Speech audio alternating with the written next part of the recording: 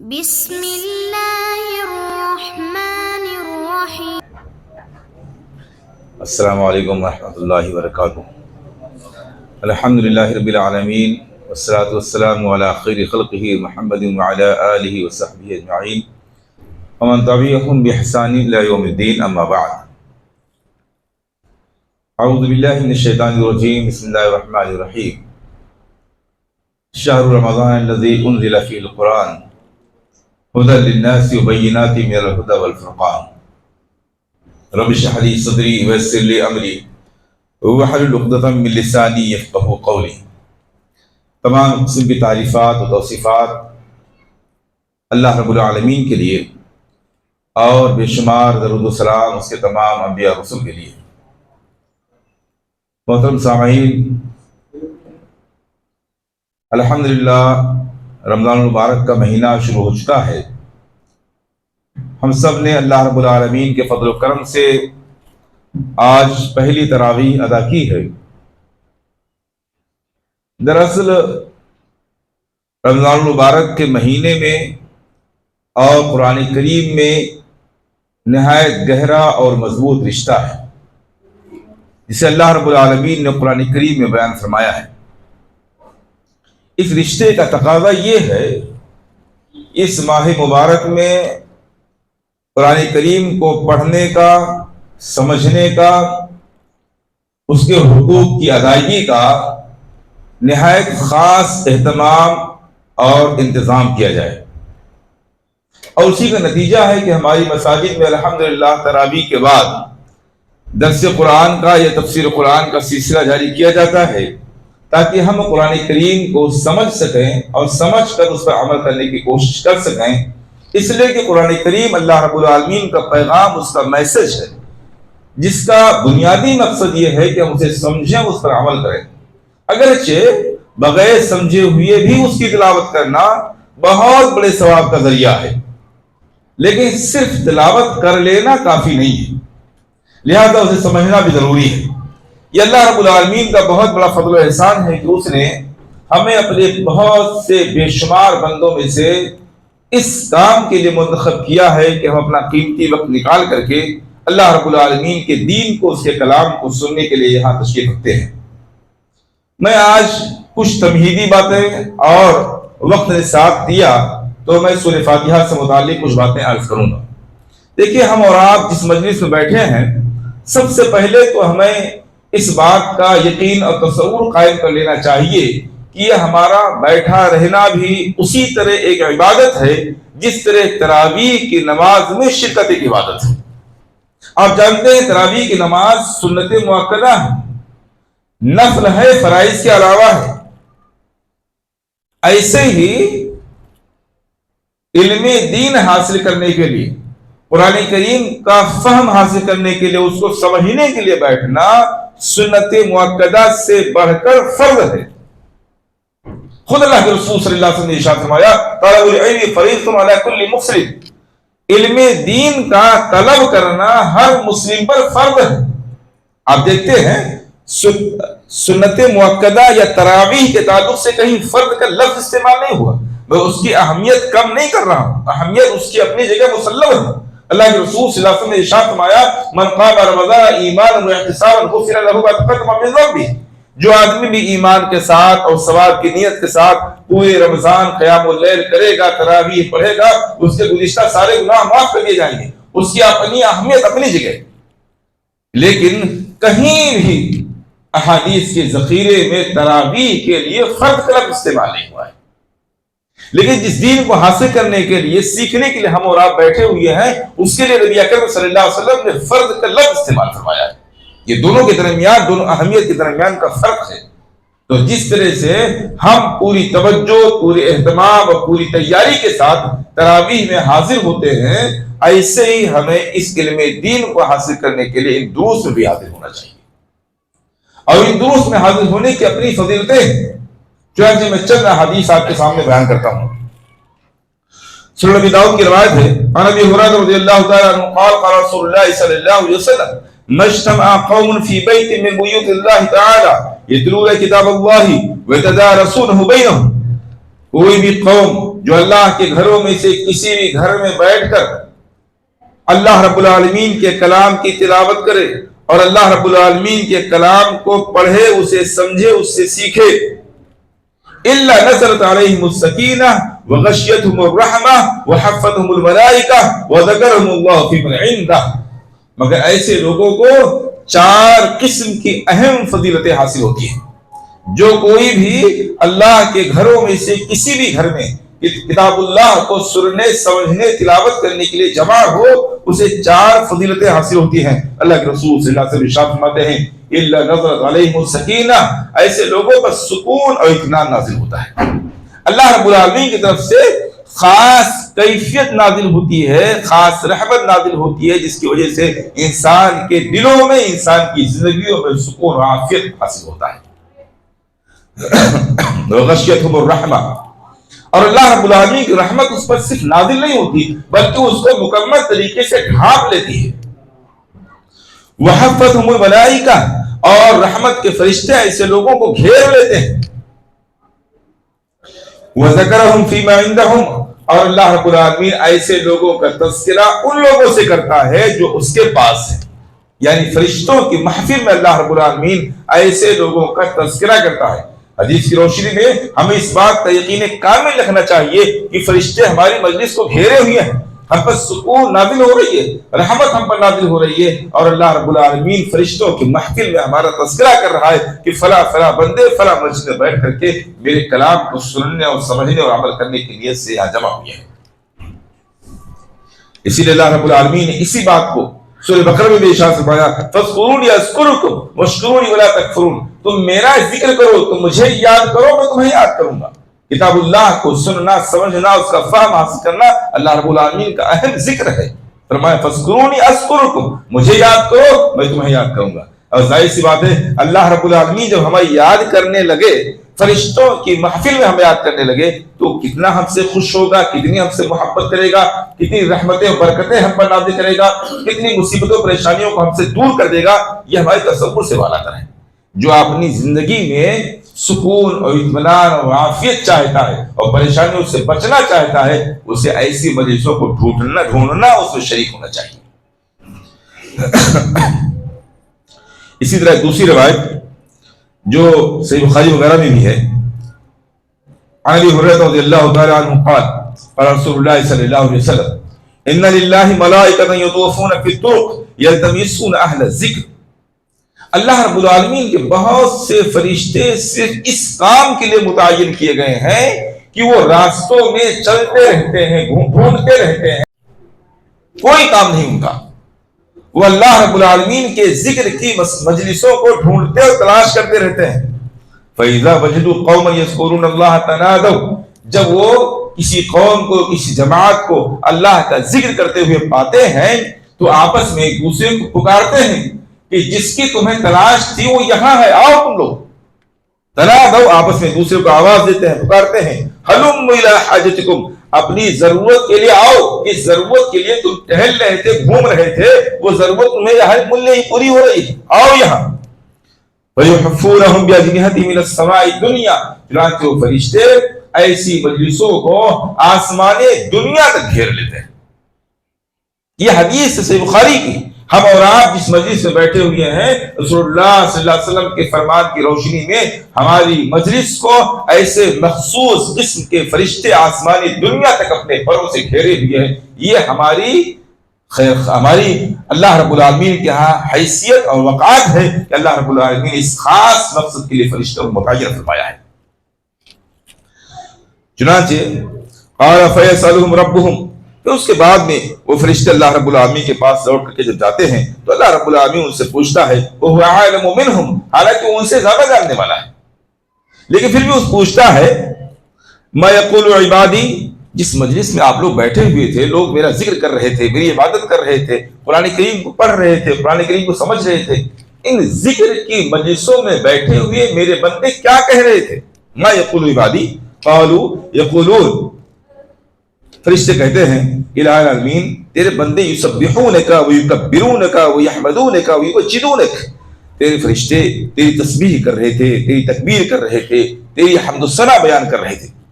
قال فیقول هل رعونی، اللہ رب العالمین فرماتا ہے یہ بندے جو میری تکبیر اور تحلیل اور تسبیح میں لگے ہوئے تھے، کیا ان لوگوں نے مجھے کبھی دیکھا ہے؟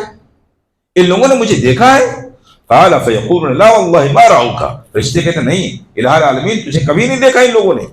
قال فیقول وکیف لو رعونی، اللہ رب العالمین فرشتوں سے پوچھتا ہے اگر یہ لوگ مجھے دیکھ لیں تو ان کا کیا حال ہوگا؟ بغیر دیکھے ہوئے ان کا حال یہ ہے کہ اپنے قیمتی وقت، اپنے آرام کے اوقات کو نکال کر کے میرے ذکر و فکر میں لگے ہوئے ہیں، مجھے دیکھ لیں تو کیا حال ہوگا؟ قال یقولون، اللہ کے رسول صلی اللہ علیہ وسلم نے ارشاد فرمایا فرشتے کہتے ہیں لو رعوک كانوا اشد لك عبادتا واشد لك تمجیدا واکثر لك تسبیحا، الہ العالمین اگر تجھے لوگ دیکھ لیں تو ان کی حمد و ثنا میں، تسبیح میں، بزرگی بیان کرنے میں اضافہ ہو جائے اور زیادہ تیری بڑائی بزرگی بیان کرنے لگے۔ قال يقولون لو انهم رعوها كانوا اشد عليها، چنانچہ اللہ رب العالمین سے پوچھتا ہے قال فيقول فما يسألوني، یہ لوگ مجھ سے کچھ مانگ رہے تھے کیا؟ میری بڑائی بزرگی برتری بیان کر کے کچھ مجھ سے مانگ رہے تھے، کیا مانگ رہے تھے مجھ سے؟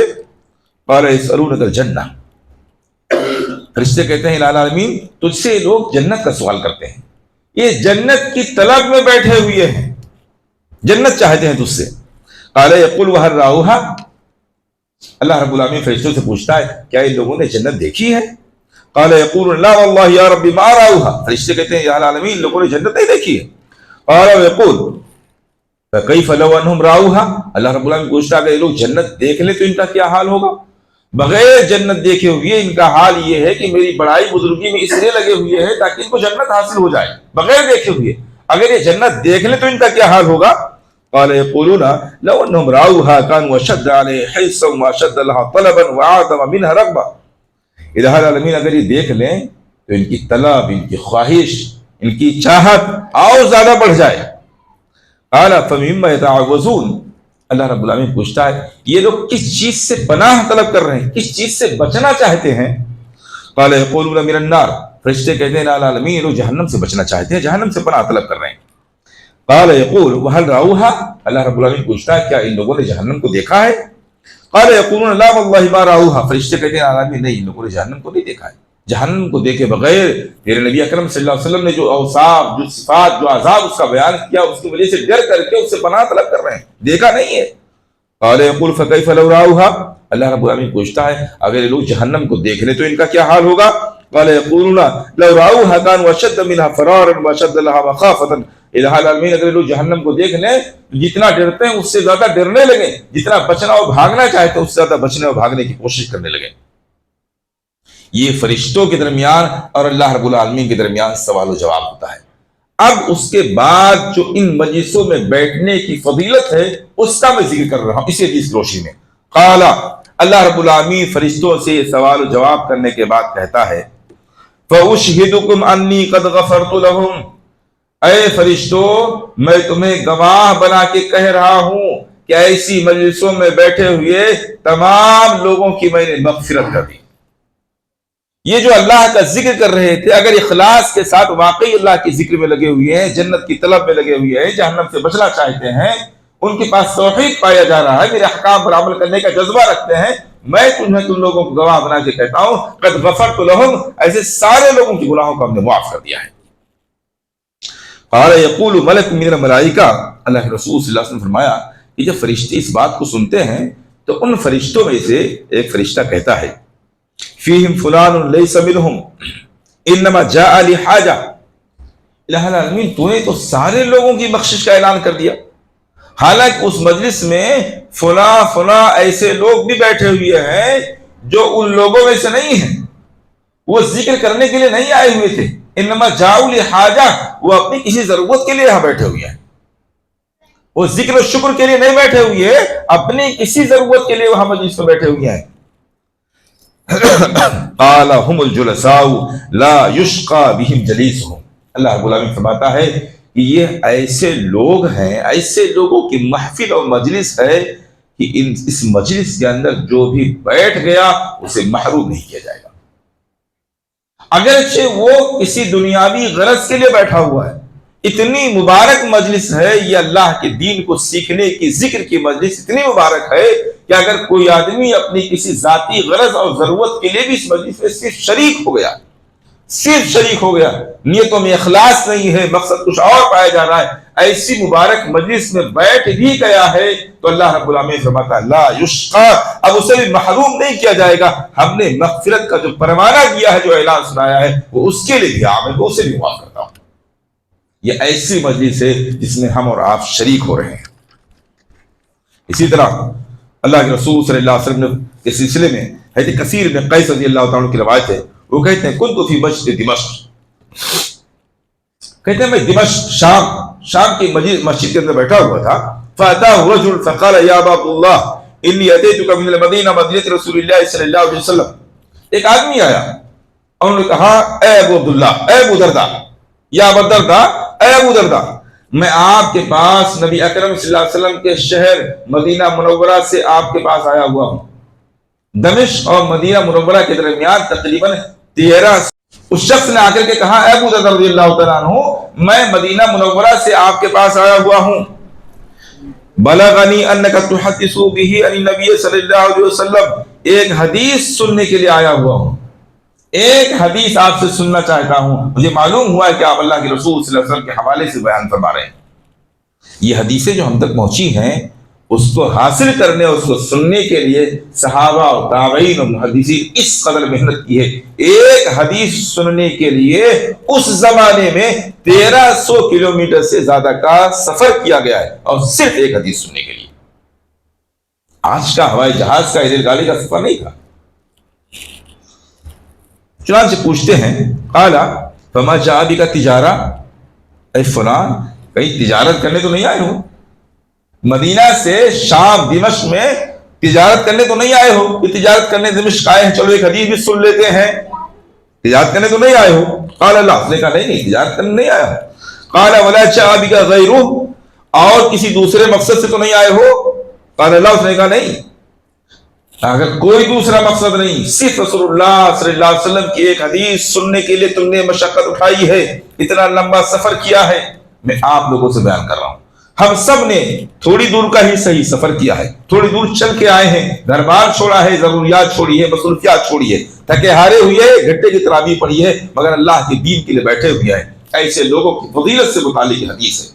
ابو دردہ رضی اللہ تعالیٰ عنہ کہتے ہیں اپنی ضرورت سے نہیں آئے ہو، تجارت کرنے نہیں آئے ہو، اگر ایسا کچھ نہیں ہے، ایک حدیث سننے کے لیے سفر تم نے کیا تو سنو۔ قال فإني سمعت رسول اللہ صلی اللہ علیہ وسلم یقول، میں نے رسول اکرم صلی اللہ علیہ وسلم سے سنا، آپ فرما رہے تھے من سلک طریقا یلتمس فیہ علما سہل اللہ طریقا الی الجنہ، جو آدمی کوئی راستہ طے کرتا ہے اس لیے تاکہ وہ جا کر علم دین حاصل کرے، علم دین حاصل کرنے کے لیے کسی راستے پر چلتا ہے، کوئی منزل طے کرتا ہے، سفر کرتا ہے، چلتا ہے، مشقت اٹھاتا ہے، سہل اللہ لہ طریق الی الجنہ، اللہ رب العالمین اس کے لیے جنت کا راستہ آسان کر دیتا ہے۔ ہم جانتے ہیں کہ جنت کا راستہ آسان کرنے کے لیے بہت سے کام ہم کو کرنے پڑیں گے، ہمیں اپنا عقیدہ بھی درست کرنا پڑے گا، اپنے اندر اخلاص پیدا کرنا پڑے گا، بہت سی چیزوں کی قربانیاں دینی پڑیں گی، اللہ اس کے رسول صلی اللہ علیہ وسلم کے حکام کے مطابق زندگی گزارنی پڑے گی، بہت سے حرام کاموں سے ہم کو بچنا پڑے گا، بہت سی چیزوں پر ہم کو کنٹرول کرنا پڑے گا۔ یہ سب کام جب ہم کر لیں گے تب جنت میں جانا آسان ہوگا۔ لیکن ان سارے کاموں کا کرنا صرف ایک کام کی وجہ سے آسان ہو جائے گا۔ سارے کاموں کا کرنا، ساری خواہشات کو پیچھے کر دینا، سب کی مرضی کو پیچھے رکھ دینا، اللہ کے حکم پر قائم و دائم رہنا، یہ سب کچھ آسان ہو سکتا ہے اگر انسان صرف ایک کام کرنے کی ٹھان لے، بس ایک کام کا ارادہ کر لے، علم دین حاصل کرنے کا۔ اللہ کے رسول صلی اللہ علیہ وسلم نے کیا فرمایا؟ من سلک طریقا یلتمس بہ علما، جو آدمی کسی راستے پر چل کر علم حاصل کرنا چاہتا ہے، سہل اللہ لہ طریق الی الجنہ، اس کے لیے جنت میں جانے کا راستہ اللہ تعالیٰ آسان کر دیتا ہے۔ اب جنت میں جانے کے لیے جو بھی کام کرنا ہے، ہر کام اللہ تعالیٰ اس کے لیے آسان کر دیتا ہے، اس کی مشکلات کو دور کر دیتا ہے، اس کو توفیق دے دیتا ہے۔ اس لیے جس آدمی کا عبادتوں میں دل نہ لگے، جو آدمی قربانیاں نہ دے سکتا ہو، جو آدمی دنیا کی بہت سی مشقتوں کو برداشت نہ کر سکتا ہو اور چاہتا ہو کہ ان ساری چیزوں کو برداشت کر کے انہیں ایک کام کر سکے، جنت میں داخل ہو سکے، تو اسے صرف ایک کام اختیار کرنا چاہیے۔ صرف ایک جڑ اس کو پکڑ لینی چاہیے، اور وہ ہے علم دین حاصل کرنا، جس کے لیے ہم اور آپ یہاں بیٹھے ہوئے ہیں۔ پھر اللہ کے رسول صلی اللہ علیہ وسلم نے ارشاد فرمایا وَإِنَّ الْمَلَائِكَةَ لَتَضَعُ أَجْنِحَتَهَا رِضًا لِطَالِبِ الْعِلْمِ، فرشتے علم حاصل کرنے والے لوگوں سے خوش ہو کر اپنے پر بچھا دیتے ہیں۔ فرشتے علم حاصل کرنے والے لوگوں سے راضی اور خوش ہو کر اپنے پر بچھا دیتے ہیں۔ ہم سب طالب علم ہیں، علم حاصل کرنے کے لیے یہاں بیٹھے ہیں، اور حدیث کی روشنی میں فرشتے ہم سے اللہ کی مرضی سے اتنے خوش ہو رہے ہیں کہ اپنی رضامندی ظاہر کرنے کے لیے ہمارے لیے اپنے پر بچھائے گئے ہیں۔ پھر اللہ کے رسول صلی اللہ علیہ وسلم نے ارشاد فرمایا وَإِنَّ طَالِبَ الْعِلْمِ يَسْتَغْفِرُ لَهُ مَنْ فِي السَّمَاءِ وَالْأَرْضِ حَتَّى الْحِيتَانِ فِي الْمَاءِ، اور علم حاصل کرنے والے شخص کے لیے آسمان اور زمین کی ساری مخلوق دعائے مغفرت کرتی رہتی ہے۔ جو آدمی علم دین حاصل کرتا ہے وہ دعا کرے نہ کرے، مغفرت کرے نہ کرے، اس کے ہاتھ اتنے بزی ہو جائے لکھنے میں، پڑھنے میں، سیکھنے میں، وہ نمازیں بہت زیادہ نہیں پڑھ سکتا ہے، بہت زیادہ دعائیں نہیں کر سکتا ہے، بہت زیادہ استغفار نہیں کر سکتا ہے، علم دین میں مشغول ہے، اللہ رب العالمین اس کے لیے، اس کی دعا کے لیے، اس کے استغفار کے لیے پوری کائنات کو لگا دیتا ہے۔ میرا یہ بندہ علم دین حاصل کرنے میں بہت مصروف ہے، یہ دعا نہیں کر سکتا، یہ استغفار نہیں کر سکتا، اس کے پاس وقت نہیں، اے میری ساری مخلوقات اس کے لیے تم دعا کرو، اس کے لیے تم استغفار کرو، اس لیے کہ یہ میرے دین کا علم حاصل کرنے کے لیے مصروف ہے، بزی۔ حتی الحیتان فی الماء، یہاں تک کہ سمندر میں، پانی میں مچھلیاں بھی ایسے علم حاصل کرنے والے لوگوں کے لیے دعا اور استغفار کرتی رہتی ہیں۔ یقین ہونا چاہیے کہ اگر ہم اخلاص کے ساتھ علم حاصل کرنے کے لیے بیٹھے ہیں تو اللہ کی ساری مخلوق، چرند پرند، جانور، فرشتے، جتنے بھی مخلوقات ہیں، یہاں تک کہ سمندر اور پانی میں جو مچھلیاں ہیں، وہ بھی ہمارے آپ کے لیے دعا کر رہی ہیں اللہ کے حکم سے۔ وَإِنَّ فَضْلَ الْعَالِمِ عَلَى كَفَضْلِ الْقَمَرِ عَلَى سَائِرِ الْكَوَاكِبِ، اور علم دین حاصل کر کے یہ انسان عالم بن جاتا ہے، علم حاصل کرنے کے ساتھ ساتھ جتنا علم حاصل ہو گیا اتنے کا وہ عالم بن جاتا ہے، اور علم جس کے پاس ہو، جو عالم ہو، اس کی فضیلت عابد پر ایسے ہی ہے جیسے چاند کی فضیلت سارے ستاروں پر، جیسے ستاروں کے مقابلے میں چاند کی جو حیثیت ہوتی ہے، ایسے ہی عابد کے مقابلے میں ایک عالم کی حیثیت ہے۔ یعنی ایک آدمی دن رات اللہ کی عبادات میں لگا ہوا ہے، ذکر میں، تسبیحات میں، دعا میں، استغفار میں، تہجد میں، بہت سے نیک اور خیر کے کاموں میں لگا ہوا ہے، نیکی اور خیر کے کاموں میں لگا ہوا ہے۔ ایک آدمی عالم ہے جو اپنے اوقات کو علم دین کے حاصل کرنے میں، علم دین کے عمل کرنے میں، علم دین کو سکھانے میں لگا ہوا ہے، اپنی اوقات کو ان تمام چیزوں میں مشغول رکھتا ہے۔ اللہ کے رسول صلی اللہ علیہ وسلم فرمایا اس کی فضیلت ایسے ہی ہے جیسے تاروں کے مقابلے میں چاند کی فضیلت ہوتی ہے۔ ان العلماء هم ورثة الانبیاء، بے شک علماء انبیاء کے وارث ہیں۔ ان الانبیاء لم يورثوا دینارا ولا درہما، انبیاء دینار اور درہم چھوڑ کر کے وراثت میں نہیں گئے ہیں، انما ورثوا العلم، انبیاء وراثت میں علم چھوڑ کر کے گئے ہیں۔ فمن اخذه اخذ بحد وافر، جس نے علم دین حاصل کر لیا اس نے مکمل نبی اکرم صلی اللہ علیہ وسلم کی وراثت پالی۔ چنانچہ ابو ہریرہ رضی اللہ تعالیٰ عنہ کے سلسلے میں آتا ہے کہ انہوں نے ایک مرتبہ بازار میں جا کر کے باقاعدہ لوگوں کے درمیان اعلان کیا کہ آپ لوگ یہاں تجارت میں لگے ہوئے، بزنس میں لگے ہوئے ہیں۔ وہاں نبی اکرم صلی اللہ علیہ وسلم کی مسجد میں، مسجد نبوی میں نبی اکرم صلی اللہ علیہ وسلم کی وراثت تقسیم ہو رہی۔ جب بازار کے لوگوں نے سنا کہ نبی اکرم صلی اللہ علیہ وسلم کی وراثت تقسیم ہو رہی ہے تو کاروبار چھوڑ کے مسجد نبوی کی طرف بھاگے ہوئے آئے۔ جب یہاں آئے تو انہوں نے دیکھا کہ کوئی مال مول تو ہے نہیں، کوئی درہم دینار کچھ نہیں ہے، یہاں لوگ بیٹھ کر کے علم دین حاصل، وہ بہت غصہ اور ناراض ہوئی۔ ابو ہریرہ رضی اللہ عنہ کیا ہم کو بیوقوف بنایا، کہہ رہے نبی اکرم صلی اللہ علیہ وسلم کی وراثت تقسیم ہو رہی ہے، یہاں تو کوئی وراثت ہی نہیں۔ واپس گئے، ابو ہریرہ رضی اللہ عنہ کو پکڑا، کہا کیا کہہ رہے تھے بھائی، کہاں وراثت تقسیم ہو رہا ہے، کچھ ہے ہی نہیں۔ کہا کچھ وہاں دیکھا آپ لوگوں نے؟ کہاں دیکھا، کچھ پڑھنے پڑھانے میں لگے ہوئے تھے، ذکر فکر میں لگے ہوئے تھے۔ کہا وہی تو نبی اکرم صلی اللہ علیہ وسلم کی وراثت ہے جو تقسیم ہو رہی ہے، ہم اور آپ نبی اکرم صلی اللہ علیہ وسلم کی وراثت کو حاصل کرنے کے لیے بیٹھے ہوئے ہیں۔ اور وراثت مورث کے اعتبار سے اہم ہو جایا کرتی ہے۔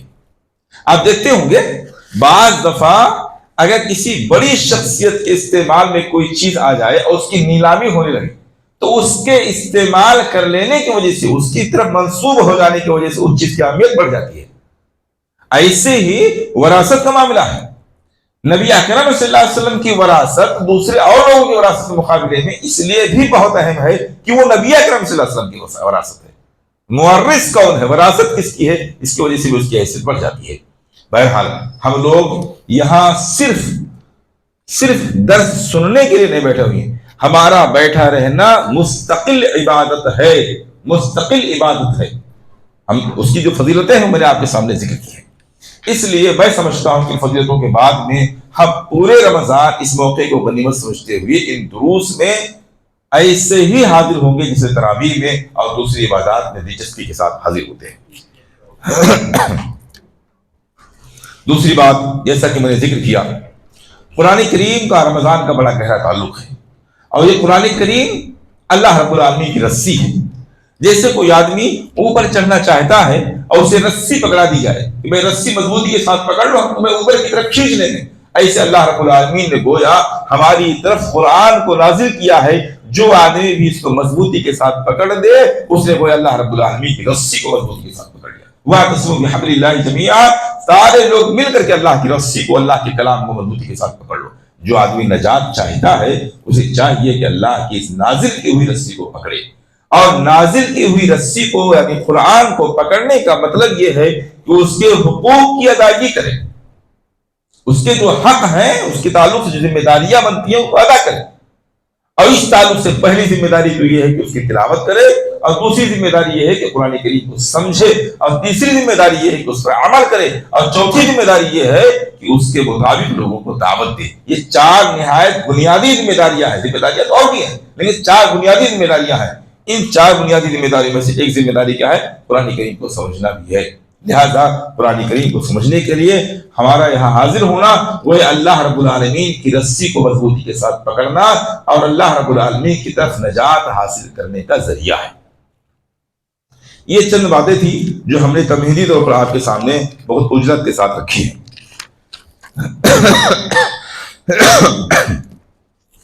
میں نے ذکر کیا تھا کہ میں آپ کے سامنے انشاءاللہ سورہ فاتحہ سے متعلق کچھ باتیں ذکر کروں گا. سورہ فاتحہ قرآن کریم کی نہایت اہم سورت ہے, اور اس کی اہمیت کا اندازہ اس بات سے بھی لگا سکتے ہیں کہ اس کے احادیث کی روشنی میں کئی نام آئے ہیں. اور عرب کے ہاں یہ بات مشہور تھی کہ کثرت الاسماء تدل علی کثرت الفضیلہ, نام زیادہ ہیں تو اس کا مطلب فضیلت بھی زیادہ ہے. نام کا زیادہ ہونا فضیلت کے زیادہ ہونے کی دلیل تھی. اسی لیے آپ دیکھیے اللہ رب العالمین کے 99 مشہور نام, اور اس کے علاوہ نہ جانے کتنے نام ہیں جو کوئی جانتا ہی نہیں. تو یہ بہت سے نام اس بات کی دلیل ہے کہ اللہ رب العالمین کی فضیلت بھی بہت زیادہ ہے, اس کے اوصاف, اس کی خصوصیات بھی بہت زیادہ ہیں. ایسے سورہ فاتحہ کے نام بہت زیادہ ہیں جس سے اس کی فضیلت کا علم ہوتا ہے. چنانچہ سورہ فاتحہ کے چند نام میں آپ کے سامنے رکھتا ہوں. نمبر 1 الفاتحہ, مشہور نام سورۃ الفاتحہ. فاتحہ کے معنی ہوتے ہیں کھولنے والی چیز, چابی کی, یا جس کے ذریعہ کسی چیز کی شروعات کی جائے. قرآن کریم کی شروعات بھی سورہ فاتحہ سے ہم کرتے ہیں, حالانکہ یہ نزول کی ترتیب نہیں ہے, نازل ہونے کی ترتیب نہیں ہے, لیکن قرآن کریم جس اعتبار سے جمع کیا گیا ہے رسول اکرم صلی اللہ علیہ وسلم کے حکم سے, اس میں سب سے پہلے سورہ فاتحہ رکھا گیا. تو سورہ فاتحہ کے ذریعے ہم قرآن کریم کی شروعات کرتے ہیں, اور سورہ فاتحہ نجات کی چابی ہے, قرآن فہمی کی چابی ہے, تمام قسم کی پریشانیوں سے بچنے کی چابی ہے. اس اعتبار سے اس کا ایک نام فاتحہ ہے. دوسرا نام ام القرآن, قرآن کی ماں. ام کا لفظ جو ہے یہ ماں کے لیے بھی آتا ہے, جڑ اور اصل اور مرکز کے لیے بھی استعمال ہوتا ہے. جیسے انسان کے پاس جو سر ہے اور سر کے اندر جو بھیجا جو دماغ ہے وہ اس کی اصل ہے. اگر صرف اس کا دماغ نکال دیا جائے تو انسان کی کوئی حیثیت نہیں رہ جائے گی. اس لیے اس دماغ کو ام الراس کہا جاتا ہے, سر کی اصل اور جڑ, کہ اسے نکال دیا جائے تو ساری حیثیت انسان کی ختم ہو جائے. ایسے ہی قرآن میں سورہ فاتحہ کو ام القرآن کہا گیا ہے. پورے قرآن میں سورہ فاتحہ کی حیثیت ام القرآن کی ہے, یعنی جو حیثیت سر میں دماغ کی ہے کہ نکال دیا جائے تو انسان کی حیثیت ختم ہو جاتی ہے, وہی حیثیت پورے قرآن میں سورہ فاتحہ کی ہے کہ اگر کوئی آدمی سورہ فاتحہ کو نہیں سمجھتا ہے، سورہ فاتحہ پر اس کا عمل نہیں ہے، تو اگرچہ پورا قرآن کو پڑھتا سمجھتا رہے اس کے لیے کسی طرح مفید نہیں ہو سکتا ہے۔ یہ ہے ام القرآن کا معنی۔ اسی طرح اس کا ایک نام الحمد بھی ہے، کیونکہ اس کے اندر اللہ رب العالمین کی تعریف و توصیف کی گئی ہے۔ اسی طرح ایک نام اس کا الصلاۃ، نماز بھی ہے۔ جب کسی بھی کام میں کوئی چیز بہت اہم ہوتی ہے تو اس کا وہی نام رکھ جاتا ہے۔ مثال کے طور پر نماز میں رکوع نہایت اہم حصہ ہے، اگر رکوع نہ کیا جائے نماز نہیں ہوگی، اس لیے قرآن کریم میں نماز کو رکوع کہہ دیا گیا۔ فرمایا تھا فرکعوا ورکعوا مع الراکعین، اور رکوع کرو رکوع کرنے والے لوگوں کے ساتھ۔ تو کیا مراد یہ کسی رکوع کر کے واپس چلے جائے؟ یہاں رکوع سے مراد کیا ہے؟ نماز۔ نماز کو رکوع کہہ دیا گیا کیونکہ نماز کا نہایت اہم حصہ رکوع ہے، اس کے بغیر نماز نہیں ہوتی ہے۔ ایسے ہی سورہ فاتحہ کا ایک نام الصلاۃ ہے، نماز، ایک نام صلاۃ ہے۔ کیوں؟ اس لیے کہ اس کے بغیر نماز نہیں ہوتی ہے، جیسے رکوع کے بغیر نماز نہیں ہوتی ہے، اس لیے نماز کا ایک نام رکوع ہے۔ ایسے سورہ فاتحہ کے بغیر نماز نہیں ہوتی ہے، اس لیے اس کا ایک نام الصلاۃ بھی ہے۔ چنانچہ اللہ کے رسول صلی اللہ علیہ وسلم نے ارشاد فرمایا لا صلاۃ لمن لم یقرأ بفاتحۃ الکتاب، کوئی نماز ہوتی ہی نہیں، کوئی نماز، چاہے وہ سنت ہو یا فرض ہو یا نفل ہو، عیدین کی ہو، استسقاء کی ہو، سورج چاند گرہن کی ہو، یا کسی جنازے کی ہو، کسی بھی طرح کی کوئی نماز نہیں ہوتی، کسی کی، چاہے جماعت کے ساتھ کوئی پڑھے، چاہے تنہا پڑھے، چاہے مقتدی ہو، چاہے امام ہو، چاہے مرد ہو، چاہے عورت ہو، لا صلاۃ، کوئی نماز ہوتی نہیں لمن لم یقرأ بفاتحۃ الکتاب، اس شخص کی جس نے سورہ فاتحہ نہیں پڑھی، جسے سورہ فاتحہ نہیں پڑھی اس کی نماز نہیں ہوتی ہے، یہاں تک کہ جماعت میں بھی۔ چنانچہ عبادہ بن صامت رضی اللہ تعالیٰ عنہ کی مشہور حدیث، اللہ کے رسول صلی اللہ علیہ وسلم نے فجر کی نماز پڑھائی، نماز سے فارغ ہو کر آپ لوگ امام کے پیچھے بھی قرآن کی تلاوت کرتے ہیں؟ صحابہ کرام نے کہا ہاں اللہ کے رسول بھی کرتے ہیں۔ آپ نے فرمایا اسی لیے تو قرآن کی قرات مجھ پر بوجھل ہوئی جا رہی تھی، میں جب قرآن پڑھ رہا تھا نماز میں تو پڑھنا مشکل دشوار ہوتا جا رہا تھا، میں سوچ رہا تھا آخر وجہ کیا ہے؟ وجہ یہی ہے کہ آپ لوگ جو میرے پیچھے قرآن پڑھتے رہتے ہیں، ایسا مت کیا کیجیے، لا تفعلوا، ایسا مت کرو، الا بام الکتاب، مگر ام الکتاب یعنی سورہ فاتحہ پڑھ لیا کرو۔ معلوم یہ ہوا کہ اگر ہم جماعت میں ہیں تو ہمارے لیے بحیثیت مقتدی یہ ضروری ہے کہ ہم سورہ فاتحہ پڑھیں، اس کے بغیر بھی نماز نہیں ہوگی۔ اسی اہمیت کی وجہ سے سورہ فاتحہ کا ایک نام نماز بھی رکھا گیا ہے۔ چنانچہ جس روایت کے اندر سورہ فاتحہ کو نماز کہا گیا وہ آپ کے سامنے میں رکھتا ہوں، تاکہ نماز میں ہمیں اس بات کا احساس ہو کہ ہم یک طرفہ کوئی کام نہیں کر رہے ہوتے ہیں، بلکہ ہم اللہ رب العالمین کی طرف جس طرح متوجہ ہوتے ہیں ایسے اللہ بھی میری طرف متوجہ ہوتا ہے، یک طرفہ کام نہیں ہے یہ۔ چنانچہ دیکھیں سنن ابن ماجہ وغیرہ کی روایت ہے، عن ابی ہریرہ رضی اللہ تعالیٰ عنہ قال قال رسول اللہ صلی اللہ علیہ وسلم قال اللہ عز وجل، حدیث قدسی ہے، اللہ کے رسول صلی اللہ علیہ وسلم فرماتے ہیں کہ اللہ رب العالمین فرماتا ہے قسمت الصلاۃ بینی وبین عبدی شطرین، میں نے صلاۃ کو یعنی سورہ فاتحہ کو اپنے اور اپنے بندے کے درمیان آدھا آدھا تقسیم کر دیا ہے، سورہ فاتحہ کو اپنے اور بندے کے درمیان آدھا آدھا تقسیم کر دیا ہے، فنصفها لی ونصفها لعبدی، اس کا آدھا میرے لیے ہے اور آدھا میرے بندے کے لیے ہے، وَلِعَبْدِ مَا سَأَلَ، اور سورہ فاتحہ میں بندہ جو کچھ بھی مانگتا ہے اسے میں سب عطا کر دیتا ہوں، بس شرط یہ ہے کہ وہ مانگے، اخلاص کے ساتھ مانگے، مانگنے کی طرح مانگے، اس کے عطاء کے ساتھ۔ قال فقال رسول اللہ صلی اللہ علیہ وسلم اقرؤوا، راوی کہتے ہیں کہ اللہ کے رسول صلی اللہ علیہ وسلم نے ارشاد فرمایا کہ آپ سورہ فاتحہ پڑھو، یقول العبد، سورہ فاتحہ پڑھتے ہوئے بندہ کہتا ہے الحمدللہ رب العالمین، پہلی آیت پڑھتا ہے۔ جب نماز میں بندہ کہتا ہے الحمدللہ رب العالمین، فیقول اللہ عز وجل حمیدنی عبدی ولعبدی ما سأل، یہ تصور ہونا چاہیے۔ ہم جب کہتے ہیں الحمدللہ رب العالمین، ہم یک طرفہ نہیں پڑھ رہے ہیں، ہم اکیلے اللہ کی طرف متوجہ نہیں ہیں، اللہ باقاعدہ ہم سے ہم کلام ہے، گفتگو کر رہا ہے، ہم اللہ رب العالمین سے سرگوشی کر رہے ہیں، بات چیت کر رہے ہیں۔ ہم نے کہا الحمدللہ رب العالمین، اب اللہ رب العالمین اس کا جواب دیتا ہے حمیدنی عبدی، میرے بندے نے میری حمد بیان کی ہے، میری تعریف کی ہے، ولی عبدی ما سال، میرا بندہ میری تعریف کر رہا ہے. اللہ رب العالمین خوش رہ کہتا ہے ولی عبدی ما سال، میرا بندہ مجھ سے جو مانگ لے میں سب عطا کر دوں گا. پھر بندہ کہتا ہے الرحمن الرحیم فیقول، اللہ رب العالمین فرماتا اثنا علی عبدی ولعبدی ما سال، میرے بندے نے میری ثنا کی ہے، میری تعریف و توصیف کی ہے. ولعبدی ما سال، اور میرے بندے کے لیے وہ سب کچھ ہے جو مانگتا جائے، جو مانگ لے. یقول مالک یوم الدین، پھر بندہ کہتا ہے مالک یوم الدین. فیقول اللہ مجدنی عبدی فہذا لی، تو اللہ رب العالمین فرماتا ہے کہ میرے بندے نے میری تمجید، میری بزرگی بیان کی ہے. فہذا لی، تو یہ تو میرے لیے ہوگا. بندے نے میری تعریف و توصیف بیان کی ہے. وہذہ الآیہ بینی و بین عبدی نصفین، اور یہ آیت میرے اور میرے بندے کے درمیان آدھی آدھی ہے. یقول العبد، اللہ بندہ کہتا ہے ایاک نعبد و ایاک نستعین، یعنی فہذہ بینی و بین عبدی ولعبدی ما سال. تو اللہ رب العالمین فرماتا ہے کہ یہ میرے اور میرے بندے کے درمیان ایک معاہدہ ہو گیا، ایک ایگریمنٹ ہو گیا، جب ہم نے کہا ایاک نعبد و ایاک نستعین، اے اللہ ہم تیری ہی عبادت کرتے ہیں اور تجھ سے ہی مدد طلب کرتے ہیں. تو اللہ رب العالمین فرماتا ہے یہ میرا بندہ مجھ سے عہد کر رہا ہے، مجھ سے وعدہ کر رہا ہے کہ عبادت تیری ہی کریں گے، مدد تجھ سے ہی طلب کریں گے.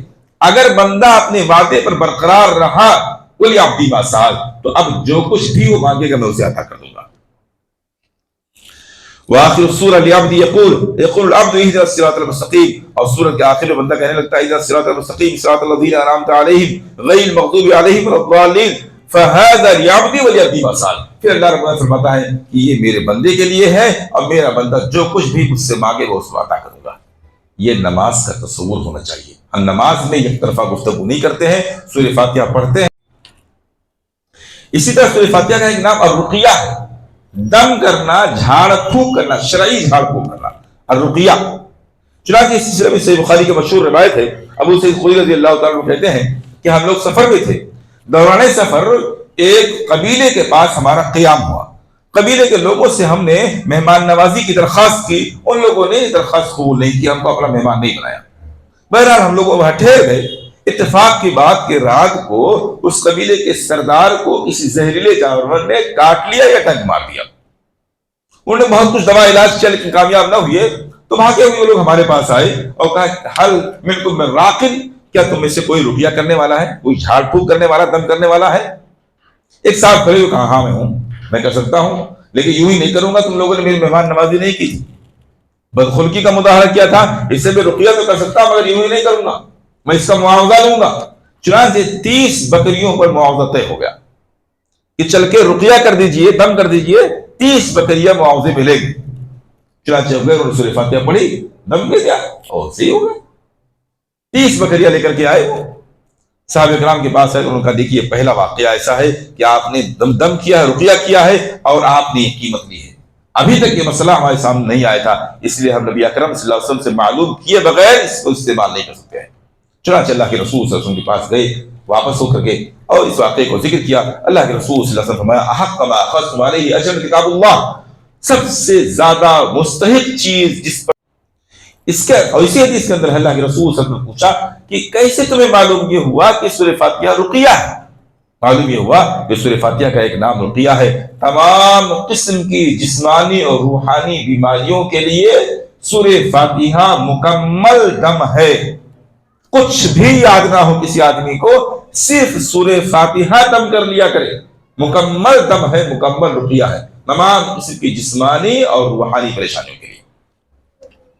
اسی طرح اس کا ایک نام الکافیہ، کفایت کر دینے والی کافی صورت، یعنی ایسی صورت ہے کہ اگر اس کو انسان صحیح طریقے سے سمجھ لے تو چاہے وہ پورا قرآن نہ سمجھ لے، نہ سمجھ سکے، چاہے وہ حدیث میں سے کچھ نہ سمجھ سکے، صرف اس صورت کو مکمل طریقے سے سمجھ لے، مکمل طریقے سے سمجھ لے تو یہی اکیلی صورت اس کے لیے کافی ہو جائے گی. جب آپ اس صورت کو صحیح طریقے سے سمجھنا چاہیں گے، بہت تفصیل ہے، پورا قرآن پورا حدیث کو اس کے اندر سمیٹ کیا گیا ہے. یہ سورہ فاتحہ کی فضیلت ہے اور اس کی جامعیت ہے کہ اس کے اندر پورے قرآن سمیٹ کر دیا گیا ہے. اسی طرح سورہ فاتحہ کا ایک نام السبع المثانی والقرآن العظیم بھی ہے. السبع المثانی کے معنی 7 بار بار پڑھی جانے والی صورتیں. ہر نماز میں بندہ ریپیٹ کرتا ہے. बार बार पढ़ी जाने वाली आयतें हैं। और इसका नमाज के ताल्लुक से जिक्र किया कि नमाज का अहम रुकन रुकू था, इसलिए उसका नाम ही नमाज का नाम रुकू रख दिया गया। ऐसे ही कुरान करीम का निहायत अहम हिस्सा सूरह फातिहा है, इसलिए सूरह फातिहा का एक नाम कुरान अजीम है। एक ही सूरत को कुरान अजीम कह दिया गया। चुनांचे अबू सईद अल-मुअल्ला रज़ियल्लाहु तआला अन्हु हदीस के रावी हैं, वो कहते हैं कि मैं नमाज पढ़ रहा था, खुद उसल्ली में नमाज पढ़ रहा था, फदआनी रसूलुल्लाह सल्लल्लाहु अलैहि वसल्लम, अल्लाह के रसूल सल्लल्लाहु अलैहि वसल्लम मुस्कुराए। कोई सुन्नत या नफल पढ़ रहे थे, क्योंकि जमात के साथ नमाज होती तो आप सल्लल्लाहु अलैहि वसल्लम खुद पढ़ा रहे होते। मस्जिद नबवी में अबू सईद ने मुअल्ला नमाज पढ़ रहे थे, अल्लाह के रसूल सल्लल्लाहु अलैहि वसल्लम मुस्कुराया। फलम उजीब व तसल्लैतु व सुबातैतु, हमने आपको कोई जवाब नहीं दिया क्योंकि मैं नमाज पढ़ रहा था। यहाँ तक कि नमाज से फारिग हुआ, फिर अल्लाह के रसूल सल्लल्लाहु अलैहि वसल्लम के पास आया। फ़क़ाल मा मनाअका अन तातियनी, अल्लाह के रसूल सल्लल्लाहु अलैहि वसल्लम ने पूछा कि मेरे पास आने से तुम्हें कौन सी चीज रोक रही थी? तुम नमाज जब पढ़ रहे थे, हमने तुम्हें आवाज दी थी, तुम तो नहीं मेरे पास आए। क़ाल क़ुल्तु या रसूलल्लाह इन्नी कुन्तु उसल्ली, मैंने कहा अल्लाह के रसूल सल्लल्लाहु अलैहि वसल्लम मैं नमाज पढ़ रहा था, मैं नमाज पढ़ रहा था, मैंने सोचा नमाज पढ़ के फिर आऊंगा। इस रवायत के अंदर रसूल अकरम सल्लल्लाहु अलैहि वसल्लम का मकाम भी मालूम होता है। एक सहाबी नमाज पढ़ रहे हैं, अल्लाह के रसूल सल्लल्लाहु अलैहि वसल्लम उनको आवाज दी, नहीं आए, यहाँ तक कि नमाज पढ़ ली। नमाज पढ़ने के बाद आपके पास आए, पूछा अरे फला जब मैंने तुम्हें बुलाया था तो क्यों नहीं आए? उन्होंने कहा अल्लाह के रसूल सल्लल्लाहु अलैहि वसल्लम मैं नमाज पढ़ रहा था। अल्लाह के रसूल सल्लल्लाहु अलैहि वसल्लम अलम यक़ुलिल्लाह, क्या उस चीज की तरफ जिसमें तुम्हारे लिए जिंदगी है तो तुम फौरन आपकी पुकार पर लब्बैक कहते हुए आ जाओ, क्या ऐसा कुरान में नहीं है? तो इस आयत का तकादा क्या था? तुम अगरचे नमाज पढ़ रहे थे, मैंने बुलाया था ना, नमाज छोड़ के आते। ये अल्लाह के रसूल सल्लल्लाहु अलैहि वसल्लम की फजीलत है और आप सल्लल्लाहु अलैहि वसल्लम का मकाम व मर्तबा है कि अगर आप सल्लल्लाहु अलैहि वसल्लम किसी नमाजी को भी आवाज दे तो उसके लिए जायज नहीं है कि नमाज पढ़ता रहे और आकर के हाजिर ना हो। सुम्मा क़ाल, फिर अल्लाह के रसूल सल्लल्लाहु अलैहि वसल्लम ने फरमाया लौ अल्लिमनका अअज़म सूरत फिल कुरान क़ब्ल अन तख़रुज मिनल मस्जिद, अबू सईद मैं तुम्हें मस्जिद से निकलने से पहले पहले कुरान करीम की सबसे अजमत वाली सबसे अजीम सूरत सिखाऊंगा, सबसे अजीम सूरत। क़ाला फ़अख़ज़ बियदी, अल्लाह के रसूल सल्लल्लाहु अलैहि वसल्लम मेरा हाथ पकड़ा। आप सल्लल्लाहु अलैहि वसल्लम की आदत मुबारका ये थी कि आप सल्लल्लाहु अलैहि वसल्लम बाज़ दुआओं को, बाज़ सूरतों को सिखाने के लिए, कोई अहम बात बताने के लिए सहाबा किराम के हाथ को पकड़ लिया करते थे। ये वही रवायत है जिसे हमारे साथियों ने दो हाथ से मुसाफे के ताल्लुक से भी शामिल कर लिया है। अल्लाह के रसूल सल्लल्लाहु अलैहि वसल्लम ने सहाबी अब्दुल्लाह बिन मसूद रज़ियल्लाहु अन्हु का हाथ अत्तहियात सिखाने के लिए पकड़ा था, उसको मुसाफे पे जोड़ दिया। वो सलाम का मुसाफा और है, ये तालीम का मुसाफा है। एक सलाम का मुसाफा है, एक तालीम का मुसाफा है। अल्लाह के रसूल सल्लल्लाहु अलैहि वसल्लम की आदत थी कि तालीम के लिए भी मुसाफा करते थे, यानी हाथ को आप सल्लल्लाहु अलैहि वसल्लम पकड़ लिया करते थे। चुनांचे अबू सईद कहते हैं कि अल्लाह के रसूल सल्लल्लाहु अलैहि वसल्लम मेरा हाथ पकड़ लिया। फलम्मा अरादा यख़रुज मिनल मस्जिद, जब अल्लाह के रसूल सल्लल्लाहु अलैहि वसल्लम मस्जिद से निकलने का इरादा फरमाने लगे, क़ुल्तु या रसूलल्लाह इन्नका क़ुल्त लौ अल्लिमनका अअज़म सूरत फिल कुरान, तो मैंने याद दिलाया कि अल्लाह के रसूल सल्लल्लाहु अलैहि वसल्लम आपने फरमाया था कि मैं मस्जिद से निकलने से पहले पहले तुम्हें एक कुरान की सबसे अजीम सूरत सिखाऊंगा। क़ाल नाम, आपने फरमाया हाँ मैंने वादा किया था। अल्हम्दुलिल्लाहि रब्बिल आलमीन हिय सबउल मसानी, ये कुरान की सबसे अजीम सूरत सिखाऊंगा वो अल्हम्दुलिल्लाहि रब्बिल आलमीन यानी सूरह फातिहा है। ये सबउल मसानी, यही सबए मसानी बार बार दोहराई जाने वाली 7 आयतें हैं। वल कुरान अजीम, और यही कुरान अजीम है, यानी इसका नाम सबउल मसानी भी है, इसका नाम अल कुरान अजीम। सूरह फातिहा बतौर फजल करम इनायत किया गया है। ये सूरह फातिहा की फजीलत है जो मैंने आपके सामने बयान की। सूरह फातिहा के पढ़ने के ताल्लुक से भी मैंने एक मुख्तसर गुफ्तगू आपके सामने रखी है। मैं थोड़ा सबक और लेकर के